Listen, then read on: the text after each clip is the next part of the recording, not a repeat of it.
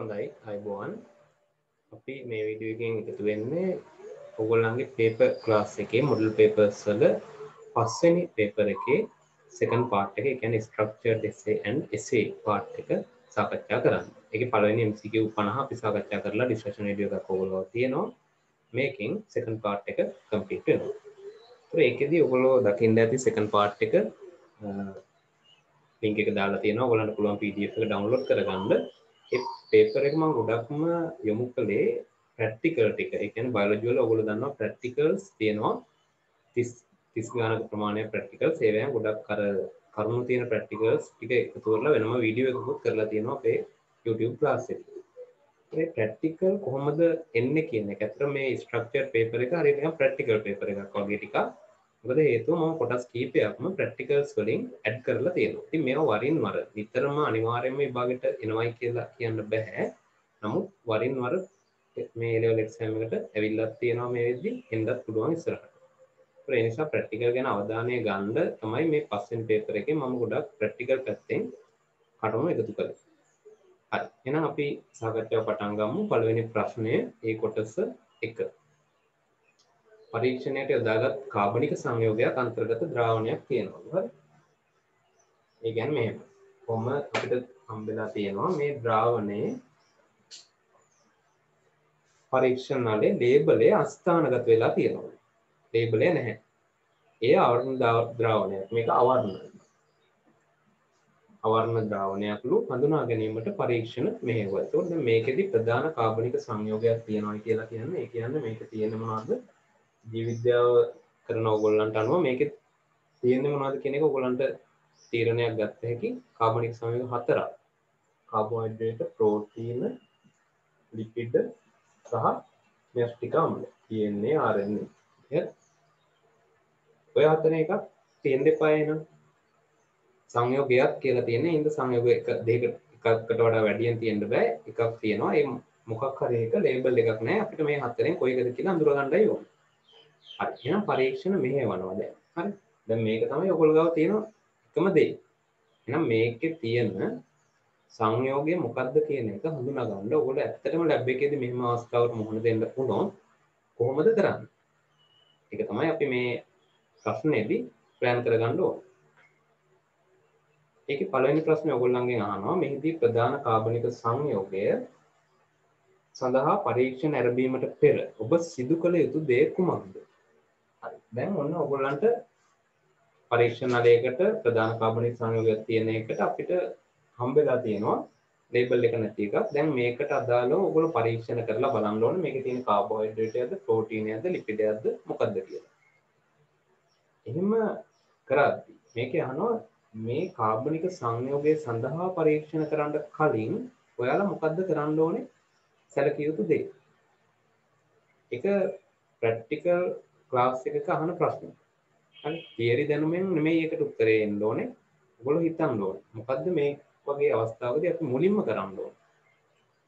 දැන් ඔයගොල්ලෝ හිතන්න මෙහෙම. ඔයගොල්ලෝ ප්‍රෝටීන නැත්නම් කාබෝහයිඩ්‍රේට් පරීක්ෂාව කියලා ඔයගොල්ලෝ මේකට මොකද කරන්නේ? බෙනඩික් මේ ද්‍රාවණය දානවා. දාලා ඉවරලා බලනවා මේකේ නිරීක්ෂණයක් එනවද නැද්ද කියලා. අපි කියමුකෝ නැහැ කියලා ආවේ නැහැ නිරීක්ෂණයක්. ඒ කියන්නේ ගඩොල් රතු අවක්ෂේපයක් ආවේ නැහැ. ඒතර ඔයගොල්ලන්ට කියන්න පුළුවන් මේකේ මොකක් නැහැ කියලාද? ඔක්සිහාරක සීනි වර්ගයක් නැහැ කියලා.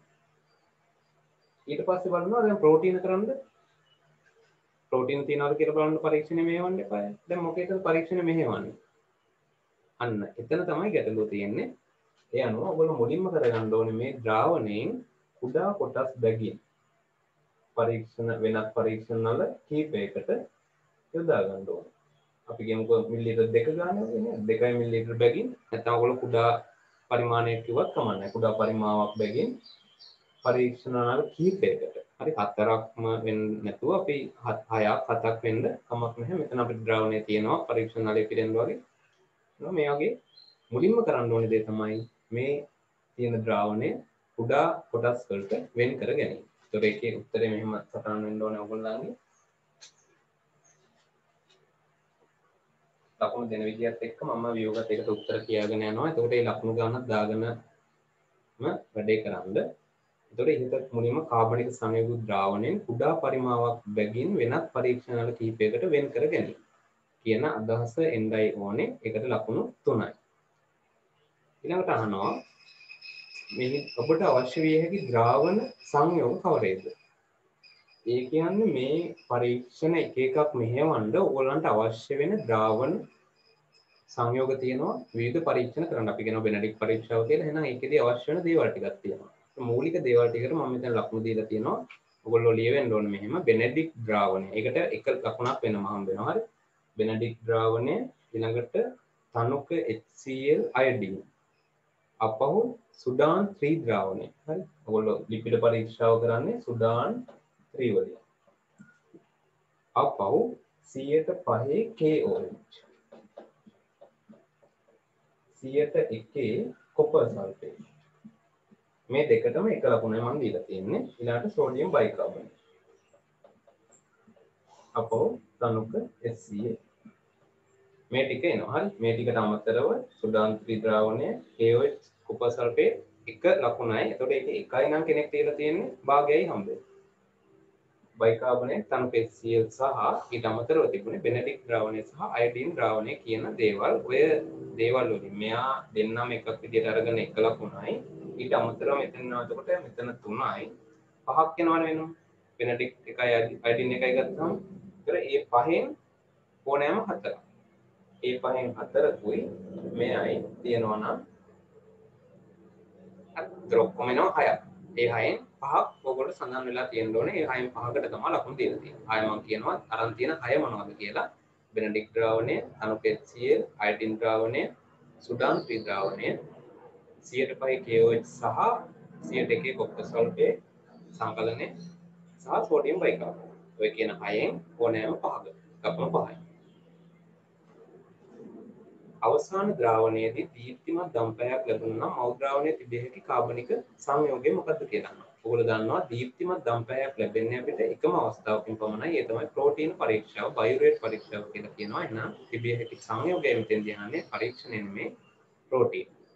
සංකාපනික සංයෝගය ප්‍රෝටීන කියලා ලියලා තියෙනවා ලකුණු 2යි. එම කාබනික සංයෝගයේ තැනුම් ඒකකයේ ඇමයිනෝ අම්ල. ඒක ලේසි. ඒකට ලකුණු 2යි. ඒතර මුලින්ම මේ පියවර හිතලා ලියන එක ඊළඟට අවශ්‍ය ද්‍රව්‍ය ටික ඕගොල්ලෝ පාඩම් තියෙන්න ඕනේ. ප්‍රැක්ටිකල් කරලා තියෙන්න ඕනේ. මේ වගේ ප්‍රශ්නයක් එන්න පුළුවන්. ඒතර එහෙනම් ප්‍රැක්ටිකල් කරලා නැත්තම් ඕවා ලියා ගන්න බෑ හරියට. ඒතර කෙනෙකුට ප්‍රශ්නයක් එයි මේ 100ට ගණන් ලියන්න ඕනේද කියලා. ඔව්. මේක ඔයාලා මතක තියාගන්න. හරි. මොකද ප්‍රෝටීන පරීක්ෂාව කියලා කියන්නේ සිලබස් එකේ තියෙන වැදගත් පරීක්ෂාවක්. හරි. ඒක අමාරුම දෙයක් නෙමෙයි නේද? මේ වගේ දේවල් ඔය පිටිය ගහලා හරි එහෙම අර නිතර පේන තැනක නිතර බලන තැනක මේවා ලියලා තියාගන්න. ඒකට අමතක වෙන්නේ. ඊළඟ කොටසට යමු. පළවෙනි ප්‍රශ්නේ B කොටස. ඒක යනවා මෙහෙම. සෛල චක්‍රයේ ක්‍රොමැටින් සෑදෙන්නේ කිනම් කලාවේදීද? ඔයගොල්ලෝ දන්නවා සෛල චක්‍රයේ කලා කීපයක් තියෙනවා. පරතර කලාව, ඊට පස්සේ අනුමන කලාව කියලා. ඒක ආයෙ බෙදෙනවා G1, S, G2 කියලා. ක්‍රොමැටින් සෑදෙන්නේ S අවධියේ, කියන්නේ DNA ප්‍රතිවලිත වෙන අවධියේ. ඒකට ලකුණු 2යි. ශාක සත්ව සෛලවල සෛල චක්‍රවල දැකිය හැකි වෙනස්කම් මොනවද? ඔයගොල්ලෝ දන්නවා වෙනස්කම් තියෙනවා දෙකක්. ප්‍රධාන වශයෙන් එකක් තමයි ශාක සෛලවල කේන්ද්‍ර දේහ රහිතයි. යනවා තර්කුව හැදුනට කේන්ද්‍ර දේහ රහිත තර්කුවක් ශාක සෛලවල හැදෙන්නේ නැහැ. සත්ව සෛලවල අපි අඳාම මෙහෙමනේ එන්නේ. මොම කේන්ද්‍ර දේහ දෙක මෙහෙම තියෙනවා. මේ කේන්ද්‍ර දේහ දෙකෙන් තමයි තර්කුව සෑදීම ආරම්භ වෙන්නේ. ඔය විදිහට මේ සත්ව සෛලවල ශාක සෛලවල කේන්ද්‍ර දේහ නැති තර්කුවක් තමයි තියෙන්නේ. ඒ අනුව ඒක එක වෙනසක්.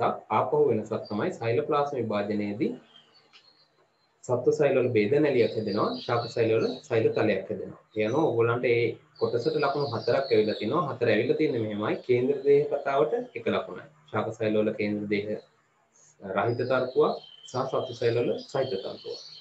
ඊළඟ ලකුණු ටික එන්නේ මෙහෙම. ප්ලාස්ම විභාජනයේදී සෛල තලයක් හැදෙනවා ශාක සෛලවල, බෙදනැලියක් හැදෙනවා සත්ව සෛලවල. ඒකට බේදනැලිය, සෛල තලය, සෛලෝප්ලාස්ම විභාජනය, අර කේන්ද්‍ර දේහ කතාව කියන ලකුණු 4 ඇවිල්ලා තියෙනවා.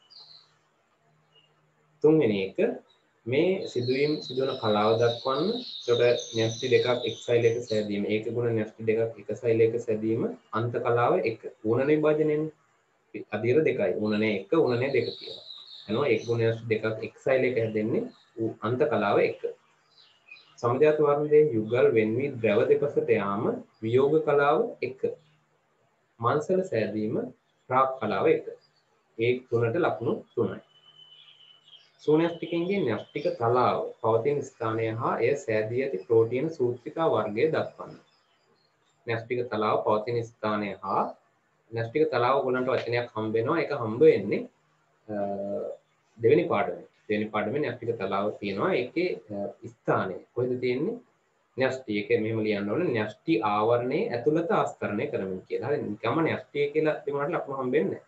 න්‍යෂ්ටි ආවරණයේ ඇතුළත. අඩුම ගානේ න්‍යෂ්ටි ආවරණය ආශ්‍රිත වගේ එහෙම වචනයක් හරි තියෙන්න ඕනේ. හරි. ඇතුළත ආස්තරණය කරමින් පවතින. ඊට තැන ඊළඟට ඒ සෑදී ඇති ප්‍රෝටීන සූත්‍රිකා වර්ගය එක තියෙනවා අර ප්‍රෝටීන සූත්‍රිකාවල වගුවක් ඕගොල්ලන්ට මතකද දෙවෙනි පාඩමේ අතරමැදි සූත්‍රිකා. නම් කොහෙද තියෙන කියනකට එක ලකුණයි සූත්‍රිකා වර්ගයේ කියනකට එක ලකුණයි ලකුණු 2යි. අනුනන විභාජනයේ වියෝග කලාව හා ඌනනයේ වියෝග කලාව 2 අතර වූ වෙනස්කම. අනුනනයේ වියෝග කලාව හරි. ඔන්න ඒක මතක තියාගන්න. ඊට පස්සේ ඌනනයේ වියෝග කලාව 2. දෙකේදිම වෙන්නේ මොන්දර මතක් කරලා බලන්න ඕගොල්ලෝ දෙකේදිම වෙන්නේ සහෝදර වර්ණ දේහාංශ වෙන්වීම. හැබැයි ඌනනයේදී මොකද වෙන්නේ?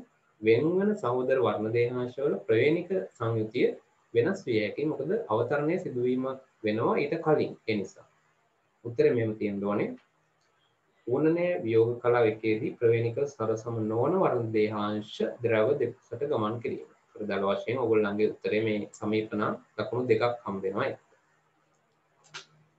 ඊළඟට C කොටසට අපි යමු. C කොටස මෙහෙම තියෙනවා. බොහෝ එන්සයිම තාප අස්ථායි කියලා හඳුන්වන්නේ ඇයි? ඒකට උත්තරේ මේ විදිහට ලියවෙන්න ඕනේ පොයින්ට්ස් ටික. ඒවා සෑදී ඇති ප්‍රෝටීන ඉහළ උෂ්ණත්වයේදී දුස්ස්වභාවීකරණය වී එන්සයිම බිඳ වැටෙන නිසා. ඒ සෑදී ඇති ප්‍රෝටීන ඉහළ උෂ්ණත්වයේදී කියන එකට එක ලකුණයි, දුස්ස්වභාවීකරණය වෙලා බිඳ වැටෙනවා කියන එකට එක ලකුණයි, ලකුණු 2යි. එන්සයිමක සක්‍රිය ස්ථානය අනුව උපස්තරයක් එන්සයිමයට බැඳෙන ඇමයිනෝ අම්ල කිහිපයක් මගින් සැදුණු විශිෂ්ට ස්ථානය. එතකොට උපස්තරයක් එන්සයිමයට බැඳෙන කියන එක ලකුණයි, ඇමයිනෝ අම්ල කිහිපයක් සම්බන්ධ වෙනවා කියන එක ලකුණයි, විශිෂ්ට ස්ථානය කියනකට එක ලකුණයි, ලකුණු 3. නිෂේධක ස්ථිරව తాවකාලික ලෙස බැඳීම අනුව වර්ග කළ හැකි ආකාර දෙකක්. ස්ථිර හෝ తాවකාලික ලෙස. දැන් එන්සයිම් එකට අපි දන්නවා නිෂේධක බැඳෙනවා. හරි. ස්ථිරව බැඳෙනවා తాවකාලිකව බැඳෙනවා. එනේ ස්ථිරව කියන්නේ ආයෙ ගලවන්න බෑ. తాවකාලිකව කියන්නේ බැඳුනට ගැලවිලා යනවා වෙලාවකදී. ඒතකොට අපිට කියන්න පුළුවන් නම් දෙකක් ප්‍රතිවර්ත්‍ය. ප්‍රතිවර්ත්‍ය හා අප්‍රතිවර්ත්‍ය. ඔන්න ඔය කියන නම් දෙක ඔයගොල්ලෝ සටහන් කරන්න ඕන. ඊට පස්සේ ප්‍රභා පද්ධතියක දැකිය හැකි සංකීර්ණයන් දෙක මොනවාද කියලා අහනවා. ඒකට උත්තරේ වෙන්න ඕනේ ප්‍රතික්‍රියා මධ්‍යස්ථාන සංකීර්ණය සහ ආලෝකයේ ඵල ලබා ගන්නා සංකීර්ණය. ඔයගොල්ලෝ මෙහෙම දල වශයෙන් ප්‍රභා පද්ධතියක් අපි යන්නෝ මේකේ මේ ප්‍රතික්‍රියා මධ්‍යස්ථාන සංකීර්ණය මේ ආලෝකයේ ඵල ලබා ගන්නා සංකීර්ණය කියලා අපිට වෙන් කරන්න පුළුවන්. ඒක ප්‍රභා සංශ්ලේෂණ වීඩියෝ එකේ ලස්සනට පැහැදිලි කරලා තියෙනවා. ඊළඟට ප්‍රභා සංශ්ලේෂණයේ ආලෝක මට්ටම රඳාපවතින ක්‍රියාවේ පහත එක් එක් අවස්ථාවල ඉලෙක්ට්‍රෝන හිගය පුරවන්නේ කුමන ඉලෙක්ට්‍රෝනයක් මගින්ද? හරි. ඒ කියන්නේ මෙහෙම කතාවක් ඔයගොල්ලන්ට මතක ඇති. දැන් මේ ප්‍රභා පද්ධතිය අපි දන්නවා මේක ඉලෙක්ට්‍රෝනය ආලෝකය ලැබුණායින් පස්සේ අධිශක්ති මට්ටමකට පැමිණෙනවා. ඒතකොට මෙතන තියෙන අණුව ධනාරෝපිත අණුවක් බවට පත් වෙනවා. ඉතින් ධනාරෝපිත කියන අස්ථායීනේ. එහෙනම් ඒක උදාසීන කරන්න වෙනත් වූ ඉලෙක්ට්‍රෝනයක් දායක වෙන්න ඕන. එහෙනම් මෙතෙන්දී PS2 පද්ධතියේ P689 ඉලෙක්ට්‍රෝන හිගය පුරවන්නේ ජලයේ ප්‍රභා විච්ඡේදනය. මතක නේ ටික අන්න ඒ ටිකයි මේ අහන්නේ. හරි. ඒතොර ඒකෙදී උත්තරය විදිහට එන්න ඕනේ පස්වෙනි එකට පළවෙනි එක ධන ලෙස ආරෝපිත P680 ඒකෙදී ජල විච්ඡේදනයෙන් ලැබෙන ඉලෙක්ට්‍රෝන කියලා ලියන්න ඕනේ. ඊළඟට ධන ලෙස ආරෝපිත P790 උදාසීන කරන්නේ P680 වෙන උද්දීපනය වූ ඉලෙක්ට්‍රෝනය මගින් අර ශ්‍රේණිය පහළට ඇවිල්ලා එයා උදාසීන කරනවා. NADP වලට ඔක්සිහරණයට දායක වෙන ඉලෙක්ට්‍රෝනය ලැබෙන P700න් උද්දීපනය වන ඉලෙක්ට්‍රෝනය. ඒ තුන ලියනකොට ලකුණු 6ක් වෙන් කරලා තියෙනවා. මොකද එතන ඒ පොයින්ට් එක ඔයගොල්ලන්ට හොඳ මතකයක් සහ අවබෝධයක් තියෙන්න ඕන නිසා. යනවා ඔයගොල්ලෝ ගණන් කරලා බලන්න පළවෙනි ප්‍රශ්නෙට ලකුණු 40ක් ඔය විදිහට එකතු වෙන්න ඕනේ. 40න් කීයද කියලා දාලා ඒක 2.5න් වැඩි කරලා ලකුණු 100ට හදාගන්න. අපි දෙවෙනි ප්‍රශ්නෙට යමු. මේකේ තියෙනවා ඉමේජ් එකක් දාලා රූපයක් දාලා ඒකේ ශ්වසන මානයක රූපයක්. අපි ප්‍රැක්ටිකල් වීඩියෝ එකේ කතා කරා ශ්වසන මානය මොකටද යොදාගන්නේ? හරි. ශ්වසන ශීඝ්‍රතාව. හරි. ගන්න යොදා ගන්න උපකරණ. ඒකේ මුලින්ම අහන්නෙත් ඒකමයි පරීක්ෂා කළ හැකි මොනවාද? ඒකේ ඔයගොල්ලෝ ලියවෙන්න ඕනේ මෙහෙම යම් ශ්වසන උපස්තරයක ශ්වසන ලබ්ධිය සෙවීමට කියලා ලියලා තියෙනවා ඒත් හරි ශ්වසන ශීඝ්‍රතාව ලියලා තියෙනවා ඒත් හරි දෙකම ලියලා තියෙනවා ඒත් හරි කොහොම හරි උපස්තරයක ශ්වසන ලබ්ධිය සෙවීම කියන එකට ලකුණු 2යි. ඇටෝම සකස් කළ පසු පරීක්ෂණයේ දෝෂ අවම කිරීමට කළ හැකි ක්‍රියා දෙකක්. එකක් තමයි උපකරණයේ වායු ගෝලයට නිරාවරණය වන සියලු ස්ථාන වලින් වැස්ලින් යොදා වායු රෝධක කිරීම. හරි. වැස්ලින් යොදා වායු රෝධක කිරීම එකක්. දෙවෙනි එක තමයි යූ නලයේ බාහුවල ද්‍රව මට්ටම් එකම මට්ටමේ තිබේදයි පරීක්ෂා කිරීම. මේ ඇටෝම එක ගන්න. එතකොට මේකේ අපි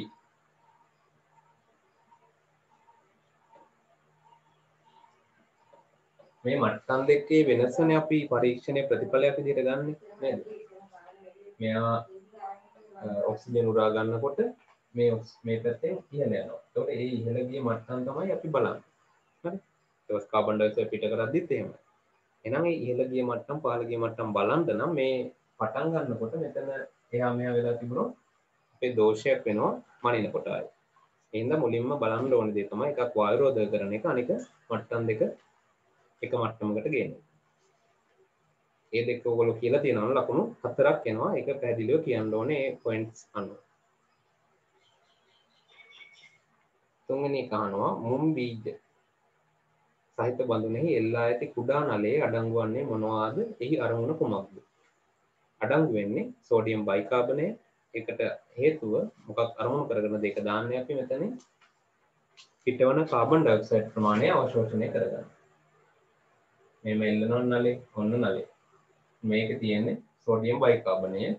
මුං ඇට වලින් ඔක්සිජන් උරා ගන්නවා විතරක් නෙමෙයි ඒගොල්ලෝ කාබන් ඩයොක්සයිඩ් පිට කරනවා. ඒ පිට කරන CO2 අවශෝෂණයට තමයි සෝඩියම් බයිකාබනේට් දාන්නේ. එතෙන් ලකුණු 2යි.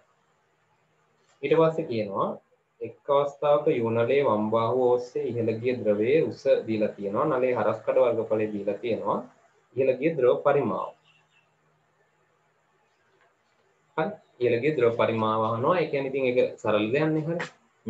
මේ මට්ටමේ තිබිච්ච එක ඊට පස්සේ පරීක්ෂණය කරලා බලපුවම මේ මට්ටමට ඇවිල්ලා. එතකොට මෙන්න මේක තමයි දීලා තියෙන්නේ. ඒතර හරස් කඩ නලයක් කියන්නේ සිලින්ඩරයක් නේ. දැන් හරස් කඩ වර්ගඵලය වැඩි කිරීම උස කියන්නේ පරිමාව. ඒතර 2.5 වැඩි කිරීම 1 කියලා එන්නේ. යනවා 2.5යි ඝන සෙන්ටිමීටර කියලා ලියවනම් හරි. මිලිලීටර කිව්වත් හරි. ඊට පස්සේ අහනවා ඒක සමාන කරන්න පුළුවන් මොකටද කුමකටද කියලා. ඒක සමාන කරන්න පුළුවන් ඔයගොල්ලෝ පැහැදිලිව දන්නවා. මේ වගේ සෝඩියම් බයිකාබනේට් නලයක් තිබිය යුතු අවස්ථාවේදී ඉහළ ගිය පරිමාව කියලා කියන්නේ මුං ඇට වලින් උරාගත්තු ඔක්සිජන් පරිමාව. මුං බීජ මගින් අවශෝෂණය කළ ඔක්සිජන් පරිමාව. හරි. ඒකට ලකුණු 2යි. මේ ගානවනට ලකුණු 2යි. හරි. 6 වෙනි එක ඒ අවස්ථාවේ ඉහත ඇටෝම් තුල කුඩා නලය ඉවත් කර පරීක්ෂණය සිදු කළ විට යූ නලයේ බාහුව මට්ටම් වල කිසිදු වෙනසක් නොවුනි නම් අවස්ථාවේ යෙදූ කාබනික උපස්තරය කුමක් විය හැකිද? දැන් මොකද්ද කරනවා කියන්නේ මේ කුඩා නලය කියන්නේ සෝඩියම් බයිකාබනේට් අපි අයින් කරලා පරීක්ෂණය කරනවා. එතකොට මෙයා එක්තරා ප්‍රමාණයක් CO2 මේ ඔක්සිජන් උරා ගන්නවා ශ්වසනය සඳහා ඒ වගේම CO2 ප්‍රමාණයක් පිට කරනවා. ශ්වසනය උරාගෙන ඉවර වෙලා ශ්වසනය කරන්න පටන් අරන් CO2 පිට කරනවා නෙමෙයිනේ. එයා උරා ගන්නවත් එක්කම එයා ශ්වසනය කරනවා. එක පැත්තකින් උරා ගන්නවා එක පැත්තකින් පිට කරනවා. ඒ ක්‍රියාවලිය දෙකම එකපාර සිද්ධ වෙනවා. ඒකෙන් වෙන අපහසුතාවය වළක්වා ගන්න තමයි අපි මෙතන පිට කරන ටික වෙන් කරගන්නේ.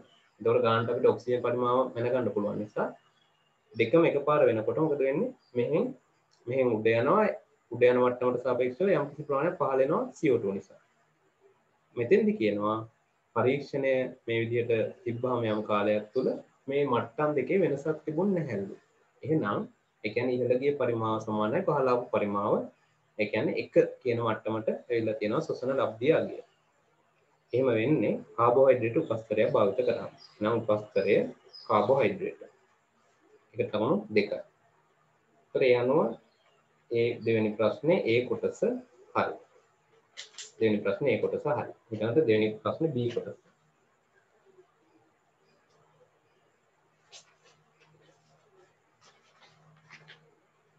දෙවෙනි ප්‍රශ්නේ B කොටස මෙහෙම එනවා. ප්‍රභා සංශ්ලේෂණයේ C4 පතේදී දැකිය හැකි ශාක වර්ග දෙකක නම් ලියන්න. ඒකෙදී ඕගලන්ට උදාහරණ ඕන තරම් තියෙනවා නේද? බඩ ඉරිඟු උක් තෘණ වර්ග. බඩ ඉරිඟු උක් කියන දෙක ලිව්වනම් ලකුණු 2යි. කලාප කුපසයිල වල සිටින CO2 ප්‍රතිග්‍රාහකය කවුද? කලාප කුපසයිල වල ඉන්නේ RUBP කාබන් පහේ සංයෝගය. ඒකට ලකුණු 2යි. අකුරෙන් ලිව්වත් ප්‍රශ්නයක් නැහැ රිබියුලෝස් බිස්ෆොස්ෆේට් කියලා. ඊළඟට 3 ප්‍රතික්‍රියාවක් දීලා තියෙනවා. මේ ප්‍රතික්‍රියාවේ X නම් එන්සයිමය කුමක්ද? එය C4 යාන්ත්‍රණයේ කාර්යක්ෂමතාව සඳහා බලපාන්නේ කෙසේද? PEP ඔක්සලෝ ඇසිටේට් බවට පත් කරනවා X මගින්. එතකොට මෙතෙන්ට එන කෙනා කවුද? Carbon dioxide. ඒ කියන්නේ ඇත්තටම අපි ගන්න කාබන් ඩයොක්සයිඩ් නෙවෙයි බයිකාබන්. ඒක මෙතෙන් දීලා නැහැ. මේ ප්‍රතික්‍රියාවෙන් කොහොම හරි මෙයාව හැදෙනවා. මේක ප්‍රේරණය කරනවා MCC එන්සයිම් එකකින් කියලා කියන්නේ. ඒ එන්සයිම් එක PEP කාබොක්සිලේස්. එයාගේ තියෙන විශේෂත්වය තමයි එයා කාට ක්‍රියා කරන්නේ නැද්ද? ඔක්සිජන් බැඳෙන ප්‍රතික්‍රියාවක් මෙයා උත්ප්‍රේරණය කරන්නේ නැහැ. ඒ නිසා ප්‍රභා ශ්වසනයක් වෙන්නේ නැහැ. ඒ නිසා ප්‍රභා සංශ්ලේෂණය කාර්යක්ෂම වෙනවා. එතන උත්තරේ මෙහෙමයි ලියවෙන්න ඕන ඕගොල්ලෝ. PEP කාබොක්සිලේස් කියනවට එක ලකුණයි. ඔක්සිජන් හා PEP බැඳීමේ ක්‍රියාව. එහෙම නැත්නම් කියන්න පුළුවන් ඔක්සිජනේස් ක්‍රියාව උත්ප්‍රේරණය නොකිරීම. හරි ඔක්සිජන් බැඳීමේ ක්‍රියාව කියන එකට එක ලකුණයි. උත්ප්‍රේරණය නොකිරීම කියන එකට එක ලකුණයි. එතන ලකුණු අර ඔක්කොම 3යි. PEP කාබොක්සිලේස් කියනවට එක ලකුණයි. අතන පොයින්ට් එකට 2යි. ඔක්කොම ලකුණු 3යි. ඊට පස්සේ හතරවෙනි කොටස. හතරවෙනි කොටස මෙහෙම වෙනවා. C3 ශාකවල ප්‍රභා ශ්වසනය නිසා ප්‍රභා සංශ්ලේෂණ ක්‍රියාවලියට ඇතිවන අහිතකර බලපෑම් මොනවාද? ප්‍රභා ශ්වසනයෙන් වෙන අහිතකර බලපෑම් මෙතන ලිස්ට් එකක් අහනවා ඔයගොල්ලන්ගෙන්. එතන මම 3ක් බලලා තියෙනවා. 3කට තමයි ලකුණු දීලා තියෙන්නේ. මෙන්න මේවෙන් බලන්න තියනවද කියලා ලියලා. PGA නිපදවීම 50%කින් අඩු වීම.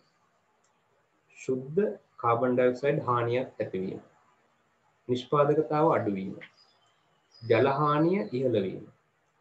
නයිට්‍රජන් භාවිත කිරීමේ කාර්යක්ෂමතාව අඩු වීම. ඒ කියපු කරුණු වලින් ඕනෙම 3කට ලකුණු 3යි. 5 බොහෝ සාමාන්‍ය තත්ත්වයකදී ප්‍රභා සංශ්ලේෂණයේ සීමාකාරී වන සාධකයේ කුමක්ද? එයින් භෝග වර්ග මුදා ගැනීමට අදහසක්. මොකද්ද සාධකේ? Carbon dioxide. මේක එම්මම නෝට් එකේ තියෙනවා. විසඳුම තමයි හරිතාගාර තුල වගා කිරීම. ඊට පස්සේ අපි C කොටසට යනවා. ඒක තුන්වෙනි පාඩමෙන් යමු වෙන්නේ ප්‍රශ්නේ. ෆෙනරසොයික ඉයෝනයට. ඉයෝන ඔයගොල්ලෝ දන්නවා ඉයෝනයට අයත් යුග මොනවද කියලා අහනවා. ෆෙනරසොයික ඉයෝනයට. ඒකට අයත් යුග විදිහට අපිට දාන්න පුළුවන් පේලියසොයික්, මීසොසොයික් සහ සීනොසොයික්. ඒකට ලකුණු 3යි. ෆොටරසොයික් ඉයෝනයේදී සිදුවීම් දෙකක් සඳහන් කරන්න කියලා කියනවා. මේක තුන්වෙනියට තියෙන ඉයෝනය. ඒකෙදි උන සිදුවීම් දෙකක් තුනක් මම දාලා තියෙනවා. ඕනෙම දෙයකට ලකුණු ගන්න ඇති. ඇල්ගී විවිධත්වය ඇතිවීම, මෘදු දේහ දරන අපෘෂ්ඨවංශීන් ඇතිවීම, සූනැස්ටික සෛලවල පැරණිතම පොසිලය ඇතිවීම කියන තුනෙන් ඕනෙම දෙකකට ලකුණු 2යි. ස්වභාවික වර්ගීකරණය කියන්නේ මොකක්ද කියලා අහනවා. ඒකේ ඔයගොල්ලෝ පොයින්ට් 3කට ලියවෙන්න ඕනේ. වංශ ප්‍රවේණිය මත පදනම් වූ පරිණාමික බන්ධුතා විදහාපාන ජීවීන් වර්ගීකරණය. වංශ ප්‍රවේණියට 1යි, පරිණාමික බන්ධුතා කියනවට 1යි, ජීවීන් වර්ගීකරණය කියනවට 1යි, ලකුණු 3යි. මේ විද්‍යාත්මක නමක් දීලා තියෙනවා. ඒ විද්‍යාත්මක නම මෙහෙම තියෙනවා.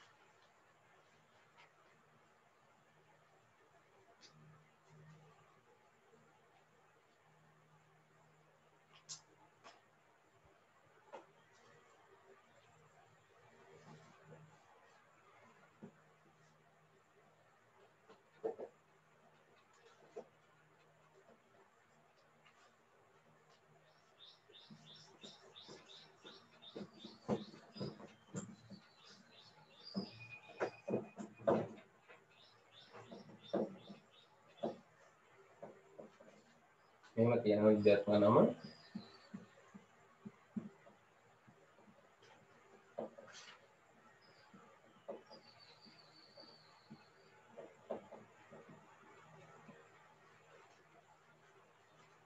ඉහත දැක්වෙන්නේ සිසුවෙකු ලියන ලද විද්‍යාත්මක නමක් එහි වූ අඩුපාඩු සඳහන් කරන්න කියලා තියෙනවා. එකක් තමයි සිසුවෙකු විසින් ලියන ලද එකක්නේ.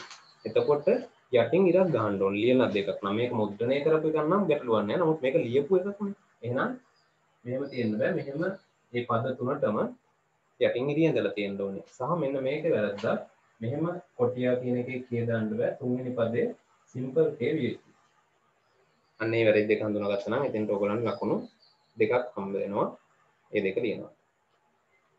ඊට පස්සේ මේ ජීවීන් ටික අහනවා අවුල් පාසුවක් තියෙන බහුසෛලික ඔලිව් කොළ පැහැ ටක් ගාලා මතක් වෙන්න ඕනේ. ඔයගොල්ලෝ එක්පාරක් හරි බලලා තියෙනවා නම් මේ ප්‍රොටිස්ටා නෝට් එක සාගසම්. ඊළඟට ඒකගෘහී ජන්මානුශාක දරන ශාකය නෙප්‍රොලොපිස්. වෙන ඒකගෘහීව හම්බෙන්නේ නැහැ අපිට ජන්මානුශාක. නෙප්‍රොලොපිස්. හරි. පෙරෝෆයිටා වල නෙප්‍රොලොපිස් කියන උදාහරණය එන්න ඕන. අනික මේකෙදි වංශ ලිව්වට ලකුණු හම්බෙන්නේ නැහැ. සමහර ළමයි ලියලා තියෙ පෙරෝෆයිටා ඊළඟට මේ ප්‍රොටිස්ටා කියලා. එහෙම හරියන්නේ නැහැ. ජීවියෙක් සඳහා නිදසුනක් අහලා තියෙනවා. පාද 8ක් ඇති කයිටිනීමේ බහිස්සකිල්ලක් දරන සත්වයෙක්. එතකොට පාද 8ක් තියෙන කයිටිනීමේ බහිස්සකිල්ල. කයිටිනීමේ බහිස්සකිල්ල නම් ආත්‍රපොඩාවන්ට තියෙනවනේ. ඒතර ආත්‍රපොඩාවන්ගෙන් පාද 8ක් තියෙන්නේ අර මකුළුවා. හරි. ඊට පස්සේ කිනිතුල්ලා ඒ වගේ සත්තුන්ට තමයි පාද 8ක් තියෙන්නේ. ඒගොල්ලෝ ඇරක්නිඩා කියලා කියනවා. ඒක අපි වර්ගයේ විශේෂයෙන් නම් කරගන්න දැනගන්න අවශ්‍ය නැහැ. නමුත් අර උදාහරණ ඔයගොල්ලෝ මේ විදිහට දැනගන්න කකුල් වලට පේනවනේ. භෞමික වාසී බැසිලි ඵලයක් දරන දිලීටයා ඇගරිකස්. එහෙම නැත්නම් යම් කිසි ළමයි ලියලා තියෙනවා බිම්මල් හතු කියලා ඒ ලකුණු දීලා තියෙනවා. ඒකට එක ගාන ලකුණු 4යි. යනවා එතනත් ලකුණු 40ක් ඔක්කොටම එනවා C කොටසට ඉවර වෙනකොට බලන්න ඒකේ 40න් කීයද කියලා. ඊට පස්සේ අපි යමු තුන්වෙනි ප්‍රශ්නෙට. තුන්වෙනි ප්‍රශ්නේ අහනවා මෙහෙම. රූපයෙන් පෙන්වන උපකරණය. දැන් ප්‍රැක්ටිකල් පේපර් එකක් කිව්වනේ. ඒතකොට මේක ප්‍රැක්ටිකල් තමයි. පානමානයක් පෙන්වන්නේ. ඒක ගැනොන් පානමානය. ගැනොන් කියන විශේෂ නම තියෙනවා. ඒක ලියලා තියෙනවම වඩා හොඳයි. නැත්නම් පානමානය කිව්වත් ලකුණු හම්බෙලා තියෙනවා. එතෙන්ට එක ලකුණයි. ඊළඟට භාවිත කරන්නේ කුමක් සඳහාද? ශාක ප්‍රරෝහයක උත්සේදන ශීඝ්‍රතාව මැනීමට. හරියට ලියලා තියෙනවා නම් ලකුණු 2යි. එහිදී භාවිත කරන උපකල්පනය ප්‍රධාන මේකෙදි භාවිත කරන උපකල්පනය මොකද්ද? මෙහෙම ශාක අර්ථ තියෙනවා. එතකොට මේක මෙහෙම සවි කරලා තියෙන්නේ. මෙතනින් පිට වෙන ජල පරිමාව හරි උරා ගන්න මේ කේශික නලය හරහා ලබා ගන්න ජල පරිමාවට සමානයි. ඒක මෙහෙම පොයින්ට් එක එන්න ඕනේ. උපකරණයට සවි කළ ශාක ප්‍රරෝහය මගින් ජලය අවශෝෂණය කරන වේගය උත්සේදනයෙන් පිටවන වේගයට සමාන බව. මෙතනින් පිටවන වේගය මේ අත්ත මගින් අවශෝෂණය කරන වේගයට සමානයි කියලා අපි සැලකනවා. ඒක වෙනස් වෙන්න පුළුවන්. ශාකය තුල එහෙම යම් වෙනසක් ඇති වෙන්න පුළුවන් ශාක අත්ත ප්‍රරෝහය තුල සිදුවන යම් වෙනස් වීම නිසා. නමුත් අපි උපකල්පනයක් කරනවා ඒක සමානයි කියලා. ලොකු වෙනසක් අපිට අර ලොකු එරර් එකක් එන්නේ නැහැ. මොකද එන්න ඕනේ හරියට පොයින්ට් එක තමයි ශාක ප්‍රරෝහය මගින් අවශෝෂණය ජලය අවශෝෂණය කරන වේගය උත්සේදනයෙන් ජලය පිටවීමේ වේගයට සමාන බව. ඒකට ලකුණු 2යි. මෙහි උපකරණය පිළියෙල කරන්නේ කොහොමද කියලා අහනවා. ඒතකොට මේ වගේ එකකුත් ප්‍රැක්ටිකල් එකේදී එන්න පුළුවන්. එහෙම ආපුවම ඔයගොල්ලෝ හරියට ඒක ලියා ගන්න සැලසුම් කරගන්න ඕනේ. මෙතන ටිකක් විස්තර ලියන්න තියෙනවා. ඒතර රූල් කීපයක් ඉඳ තියලා තියෙනවා. ඒතකොට ඒ හරියට ඒ ටික ලියන්න ඕනේ. බලමු එවිලා තියෙන පොයින්ට්ස් ටික. ඒකේ මෙහෙම මම දාලා තියෙන ජල සංචායකයේ කරාමය විවෘත කොට පානමානයේ ජලයේ ගිල්වා ජලයෙන් පිරුණු පසු කරාමය වහන්න. ඔය අදහස් ඇවිල්ලා තියෙනවා නම් ඒ වාක්‍යෙම එන්න ඕනේ නැහැ. අදහස් ඇවිල්ලා තියෙනවා නම් හරි. දෙවෙනි පියවර ශාක අතුක බැල ජලය තුලදීම කපාගෙන ජලය තුලදීම සවි කිරීම. ඒ තුන්වෙනි එක ඒ සවිකල ස්ථානයේ කරාමය අසල වැස්ලින් යොදා වායු රෝධක කිරීම. අන්තිම පියවර කේශික නලයට වායු බුබුලක් ඇතුල් කර කෙළවර ජල බීකරයේ ඉල්ලීම. ඔන්න ඔය කරුණු 4 දල වශයෙන් ලියවිලා තියෙනවා නම් ලකුණු 4යි. ඒ වේදී මේ ටික වැදගත්ම වෙන්න ඕනේ. ජලයෙන් පිරුණු පසු ජලයේ ගිල්වා ජලයෙන් පිරුණු පසු කරාමය වහනවා කියන එක. ඊළඟට ජලයේ තුලදීම කපාගෙන ජලයේ තුලදීම සවි කරනවා කියන එක. වැස්ලින් යොදා වායු රෝධක කරනවා කියන එක, කේශික නාලයට වායු බුබුලක් ඇතුල් කරනවා කියන එක. ඒ ටික වැදගත්ම අනිවාර්යෙන් තියෙන්න ඕන. පහ මෙහෙම අහනවා උපකරණය පිළියෙල කරද්දී වඩා සැලකිය යුතු පියවර. එකක් තමයි අපි අතෙන්දී සඳහන් කරපු ජලය අතු කැබැල්ල ජලය තුලදීම කපාගෙන ජලය තුලදීම සවි කිරීම. අනික උපකරණය වායු රෝධක කිරීම. ඔය කියන කරුණ දෙක ගොඩක් වැදගත්. වායු රෝධක කලේ නැත්නම් මොකද වෙන්නේ? මේකේ තියෙන ජලය ටික ඒ හිඩැස් වලින් යනවා. ඒතර උස්වේදනයෙන් ගිය යන ටික අපි ගණනය කරාට වෙන පැත්තකින් ෆිල් අර සිදුරු වලින් මුත් භාගයක් පිට වෙනවා. ඒක දෝෂයක් වෙනවා. දැන් ලකුණු දෙකයි ඒ හේතු දෙක කියනවාට ඊට පස්සේ 6 වෙනි එක පරීක්ෂා කරන සංසිද්ධියට අදාළව සුළඟෙහි බලපෑම් පරීක්ෂා කිරීමට විකරණයක්. ඒකෙදි මෙහෙම දීලා තියෙනවා සුළං වැඩි ස්ථානයක එහෙම නැත්නම් විදුලි පංකාවක් අසල ඇටෝම තබා පරීක්ෂණය සිදු කිරීම. ඒකට ලකුණු දෙකයි. ඊට පස්සේ මේකෙදි දීලා තියෙනවා යම්කිසි අගයන් ටිකක් දීලා ගණනය කිරීමක් කරන්න කියලා. ඒක මේ විදිහට එන්න ඕනේ. මුලින්ම ඔයගලන්ට පුළුවන් ජල පරිමාව ගණනය කරන්න වායු බුබුල ගමන් කරපු එතන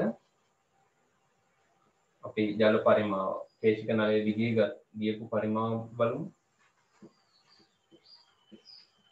සමානයි පරිමාව ගන්න නම් අපිට කේශික නලයේ හරස් කඩ දෙන්න එපායි. හරස් කඩ දීලා නැහැ. ඒ නිසා අපි ඒකට අකුරක් දාගමු. දුර 10 සෙන්ටිමීටර. වැඩි කිරීම අපි ගමු p කියලා. ඒ ගත්තේ කේශික නලයේ හරස් කඩට. එතකොට මේකේ එනවා 10 p cm. ඊට පස්සේ ශීඝ්‍රතාව යන්නේ ගියපු පරිමාව බෙදීම කාලය. ඒතර ශීඝ්‍රතාව අහන්නේ මෙතනදී පිටවෙමේ ශීඝ්‍රතාව නැගෙනීම. එතකොට 10p cm3 බෙදීම මෙතන cm වර්ගයෙන් මිනිත්තු වලින් තමයි කාලය තියෙන්නේ. හරි මිනිත්තු වලින් තියෙන්නේ අපි තප්පරයකම ඉන්න ඕනේ. එතකොට 5 වැඩි කිරීම 70 s තප්පර. එනවා මේකෙන් එනවා වගේ බෙදලා මේ මොකටම p බෙදීම 30යි 3 s කියන තප්පරයට මෙච්චරක් ඝන සෙන්ටිමීටර ප්‍රමාණයක් පිට වෙලා තියෙනවා. එහෙමනේ අපි ශීඝ්‍රතාවයක් හදන්නේ. ඒතර මේක සුළු කරන්න දෙයක් නෑ. හරි මෙහෙම දාපුවම හරි. හරි.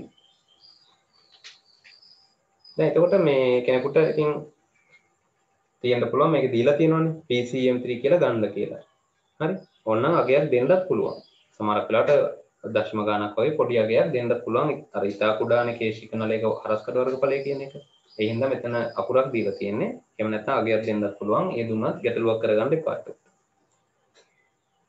ඒ අනුව එතන තුන්වෙනි එකේ කොටස හරි B කොටස බලමු. B කොටසේ 1 ද්විබීජපත්‍රයේ මුලක හරස් කඩේ සනාල පටකවල සිට පිටතට ඇති පටක ස්තර පිළිවෙලින් නම් කරන්න. ද්විබීජපත්‍රයේ මුල පොඩ්ඩක් අපි ඇඳගමු දල සටහන. මෙන්න තියෙනවා ඊළඟට පරිචක්‍රය, අන්තස්චර්මය, මෙන්න සනාල කලාප. මෙහෙම තියෙනවා මූලකේශ. එතකොට මේ වගේ සටහනක් ඔයගොල්ලන්ට දාගත්තා මේ වගේ ප්‍රශ්නයකදී වරදින්න නැතුව හරියටම ලියන්න පුළුවන්. හොඳට මතක් කරගන්න ඕනේ ද්විබීජපත්‍රයේ මුලමද ඇඳ කියලා. සනාල පටකවල සිට පිටතට. එතකොට අපිට දාන්න පුළුවන් ඕන සනාල පටක දැම්මත් හරි නැති වුණත් ඒක ගැටලුවක් නැහැ. එතන ඉඳලා පිටතටනේ යන්නේ. ලකුණු දීලා තියෙන. එතකොට පරිචක්‍රය මෙයා පරිචක්‍රය.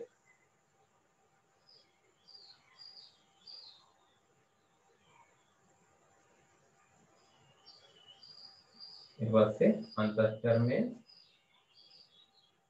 බාහිකය අපිටර්මය. ඔය ටික තමයි එහතට තමයි ලකුණු දීලා තියෙන්නේ පරිචක්‍රය, අන්තස්චර්මය, බාහිකය සහ අපිචර්මය. ඒකට ලකුණු 2යි. හරි. 4ක් නෑ 2යි යන්නේ. ඊළඟට